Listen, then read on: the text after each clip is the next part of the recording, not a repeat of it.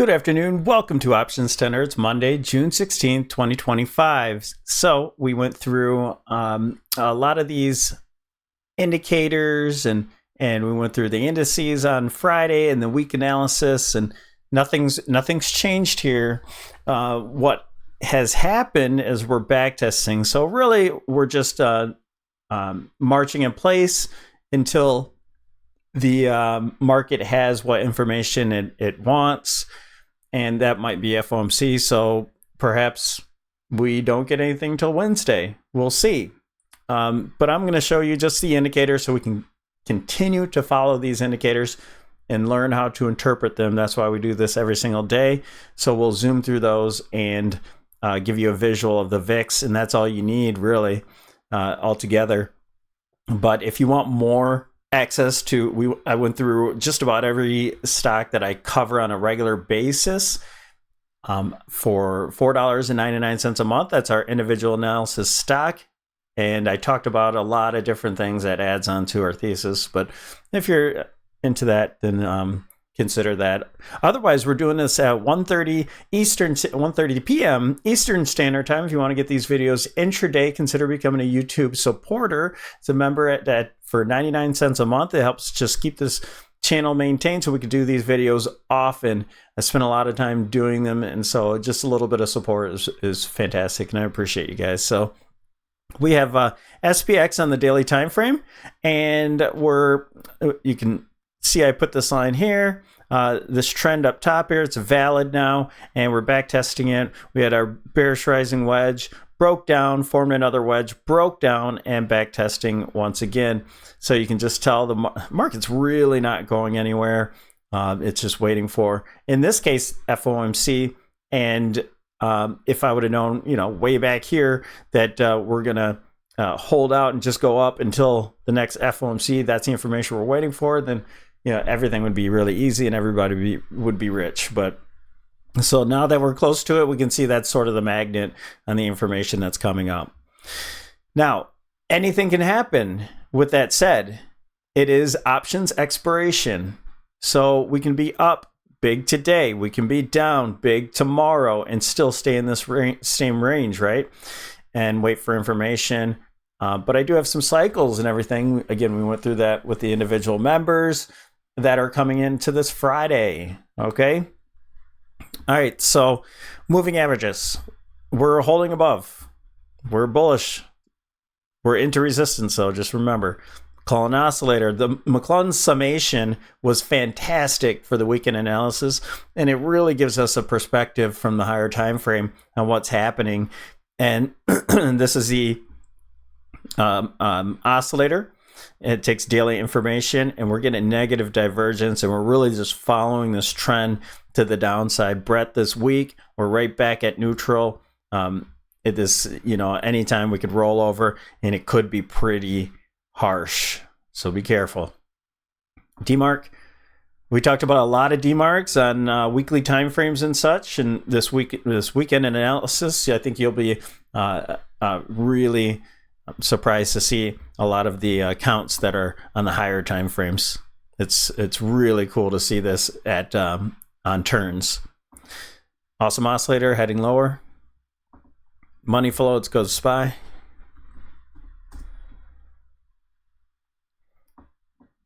All right, so we had our negative divergence here on SPY.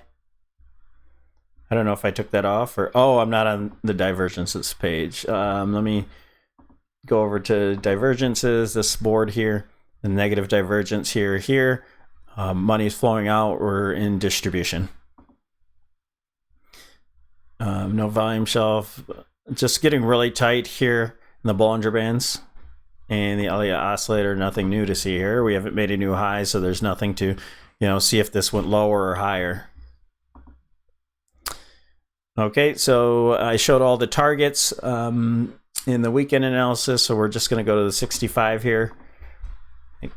You know what? Let me do the VIX on the daily time frame. Again, this is going to be pretty short here, so nailed the low. This is fantastic.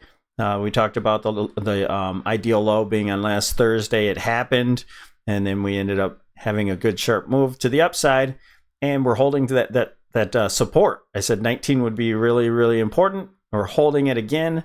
We held it once, formed a hangman candle, got the reversal to the other side. That's what's getting us this bounce right now. But it seems like our bounce is going to be limited now that we're back above and holding above this basing area. Also that trend line given by Jeff, and then the 19 being a very important number here. So, tomorrow could be a down day in the market and a little bit up on the VIX, maybe not a new high, but we'll see. SPY 65.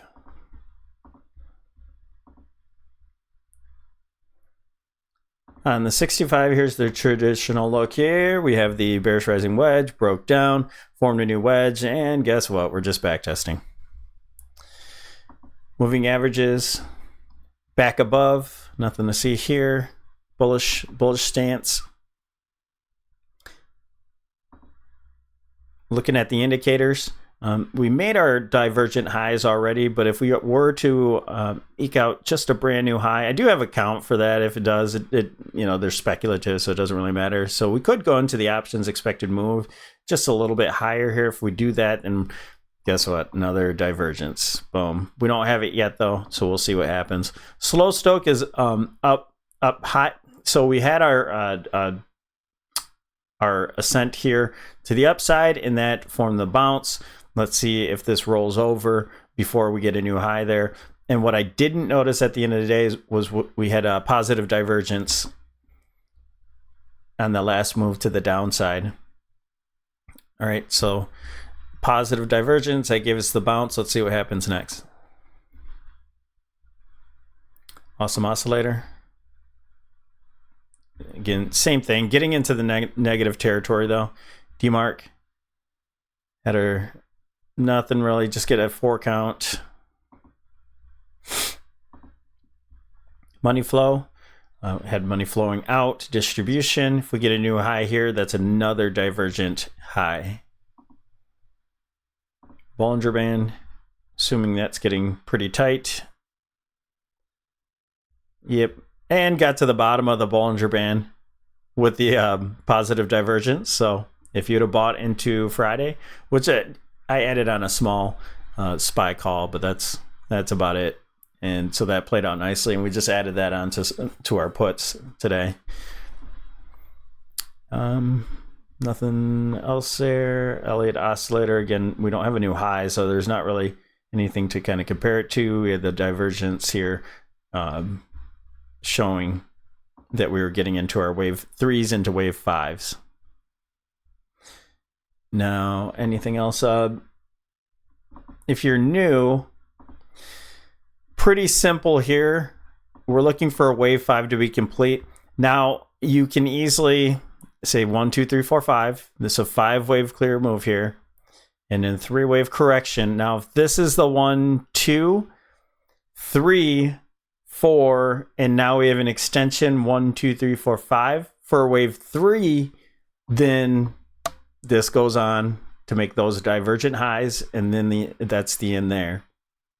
It can be complete here because you could have this as a 1, 2, 3, 4, 5 done there. It'd be a really small 4, and then so that would be the end of wave 3 into another larger degree 4, and your 5th wave ending diagonal there. So beautiful setup. You can't not take this. Well, excuse me, that's the way I trade. You guys have your own trading style, and if a new top forms, we have to grab other. We have to look at this a little bit different. We don't have any information for the initial moves. I'm going to take that out for now, and we'll look for new targets to the downside if we start to break down. Now, this was possibly a 1, 2, 3, 4, 5. So that seems to be clear. Now, if it's a 1, 2, 3, and then, oh, I know what it was. Usually don't go down to these levels, but if this were an ABC for A, B, and then a 1, 2, 3, 4, 5, then that's just a 3-wave move. So going down to those levels, and then this would be your 1, 2, whatever's happening here, 4 or 5 to go up top there for a divergent high. Again, I'm not trying to dice this out and those lower time frames, but just know this still can be considered. We're making a lower high, a back test of a wedge, and a 1, 2, 3, 4 possible 5-wave move there, leading diagonal. So this can go anywhere. It's speculative, really speculative to be playing calls into this. So we're not going much higher, and I think your risk reward is massively to the downside, whether you have this high here or here. Okay, and if you're bullish, you're wanting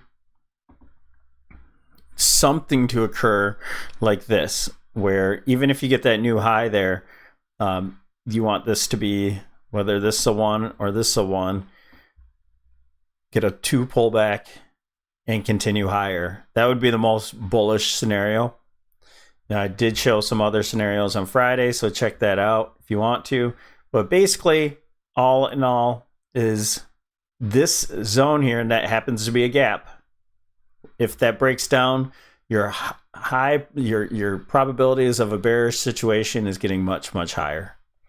Okay, and again, on the weekend analysis, I gave on the daily time frame those targets and all of those good things. So just check it out there. I'm going to end it here with the VIX, and I want y'all to enjoy your day. So you had that bullish falling wedge, breakout, another bullish falling wedge, breakout. Now we're holding on to that very important 19. Also, this options expected move, the gap here. This could easily close the gap, sure, but this could easily go much higher after this. Now, what I think is going to happen with the VIX, once we find our low, I think we're just forming, because we had a new low here, right? So we're forming market structure.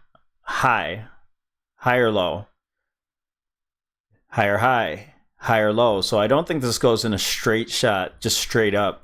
Could be a nice move, but I think we're going to form these structures. So after you get your first or second wave down, depending on if we have a higher not in today or tomorrow, then this is kind of mimicking that and forming these structures here. And I do think we're going to make new highs. All right, have a wonderful day. Don't forget to like and subscribe. Thanks for all the support. We'll see you tomorrow.